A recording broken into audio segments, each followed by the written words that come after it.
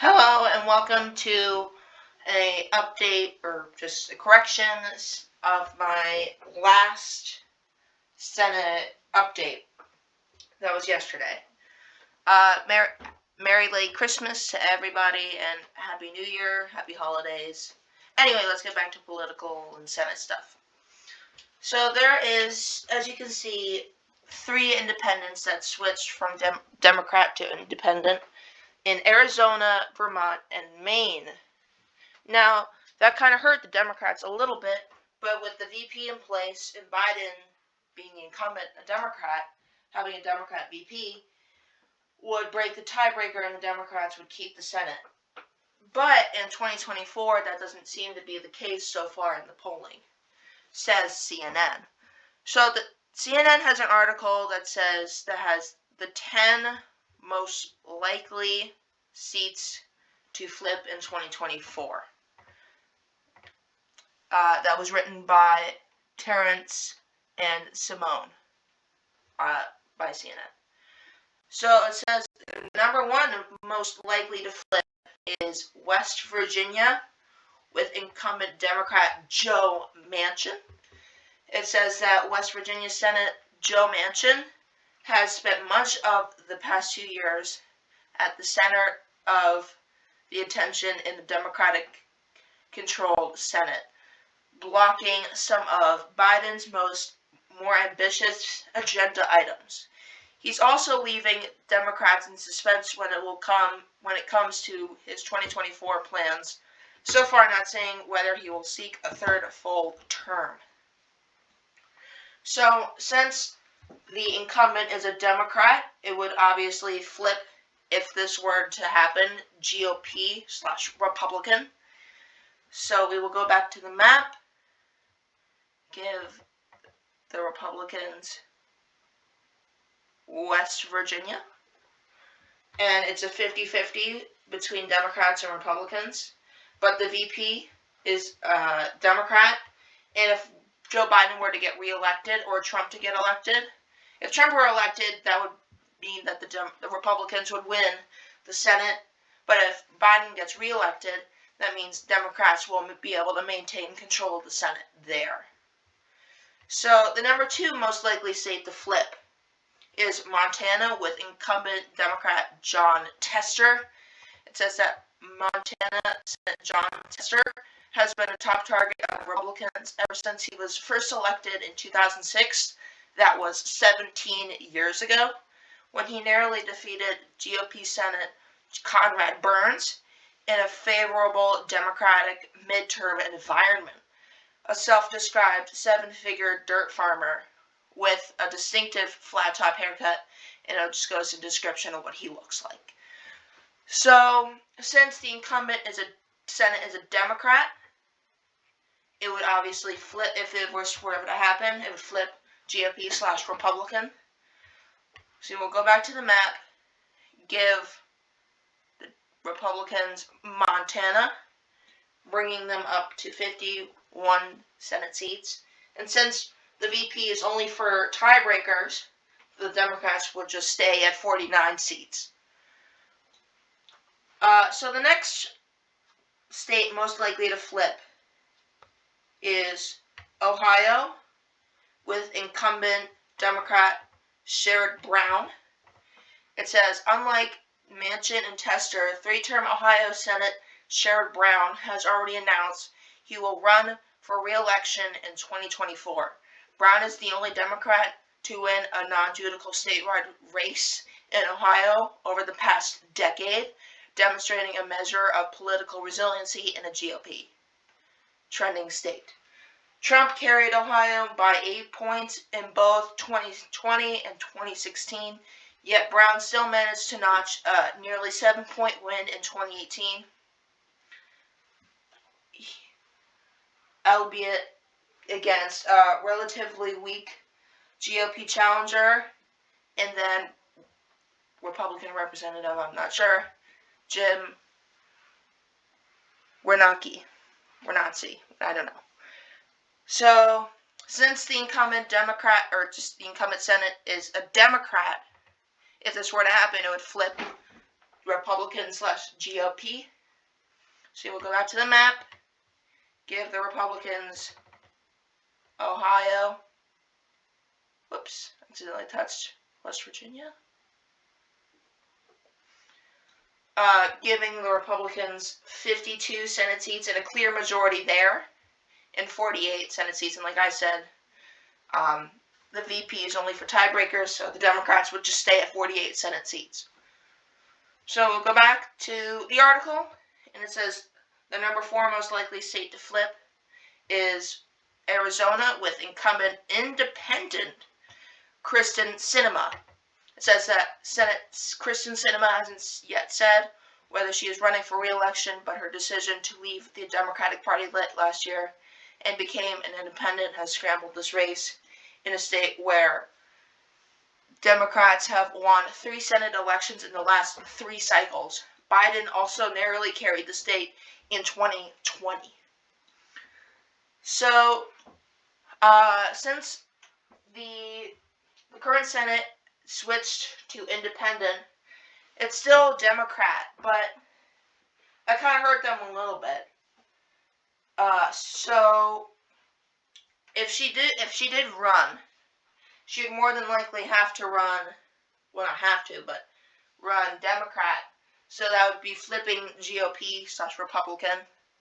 So we'll go back to the map, give Republicans Arizona, and that's also a clear majority there with 53 Senate seats for Republicans and 47 Senate seats for Democrats. And we'll go back to the article, and it says the number 5 most likely to flip is Nevada, with incumbent Democrat Jackie Rosen.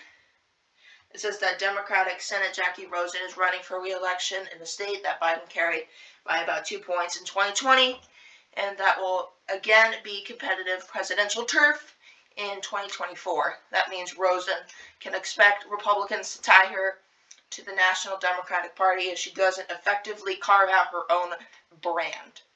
So since, like I always say in this video, since the incumbent is a Democrat, that means it would flip GOP/Republican.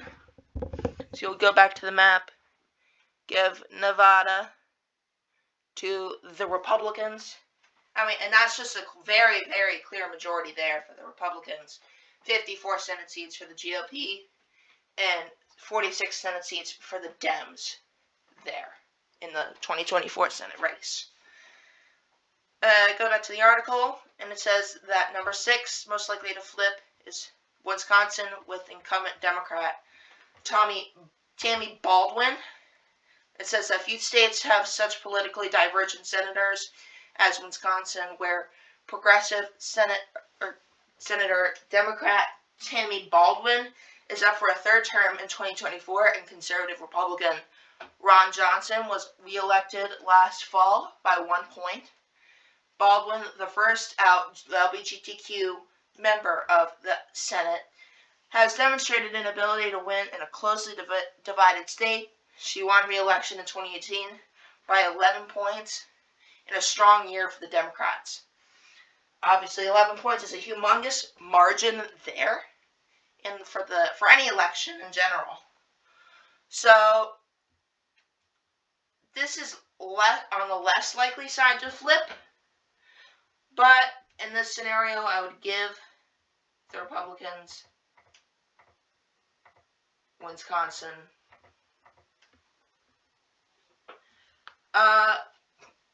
But number 7 is Michigan, with incumbent Democrat Debbie Stabenow. She is retiring.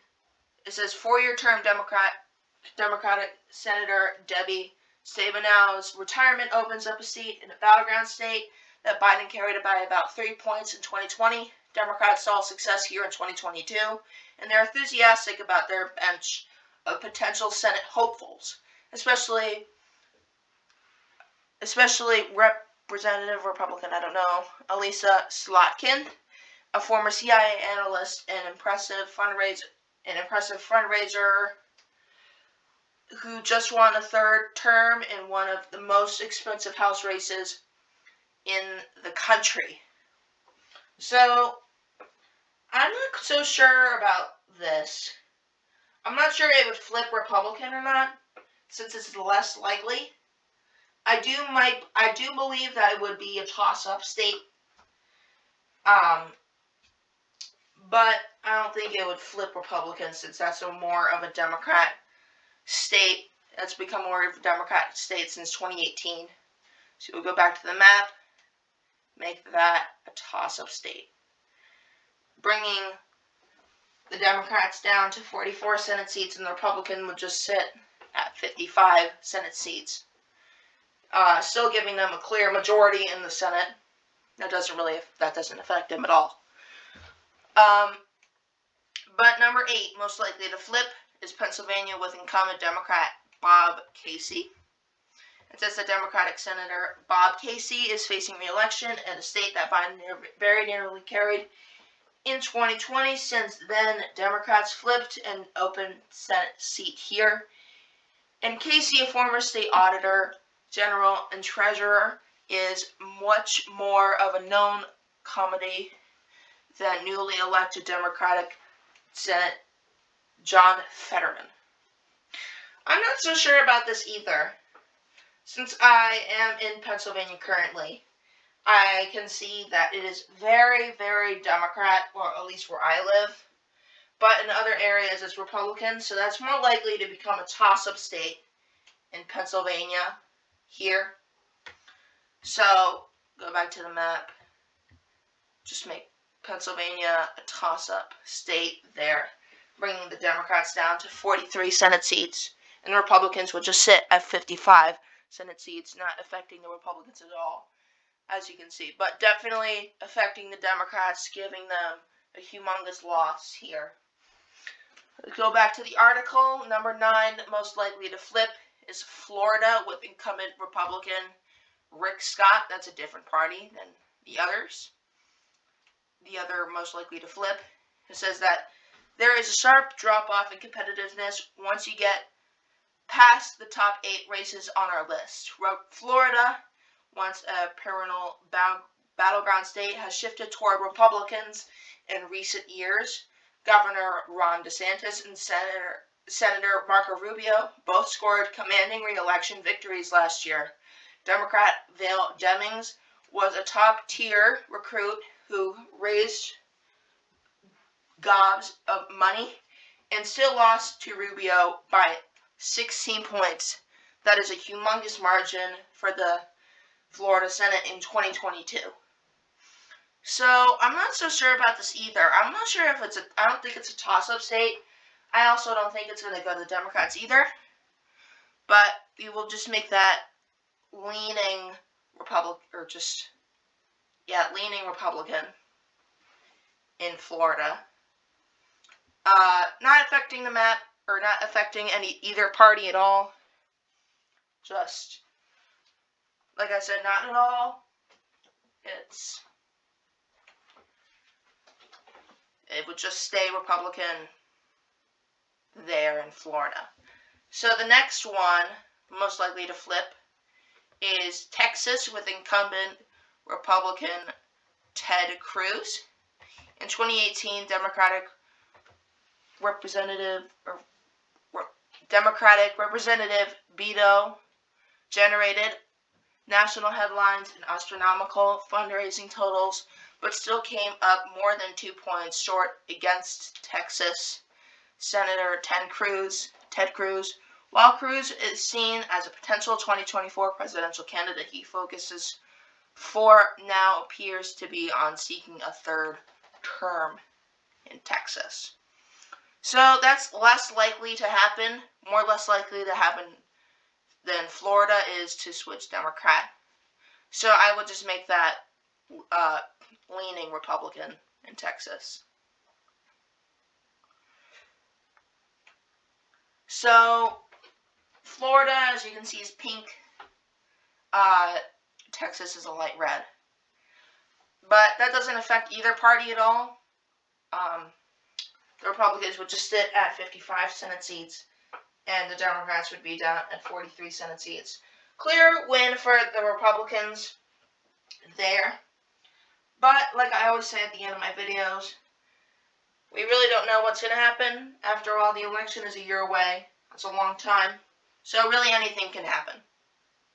Thank you for watching this video. I really hope you enjoyed. Stay tuned until next time. Bye.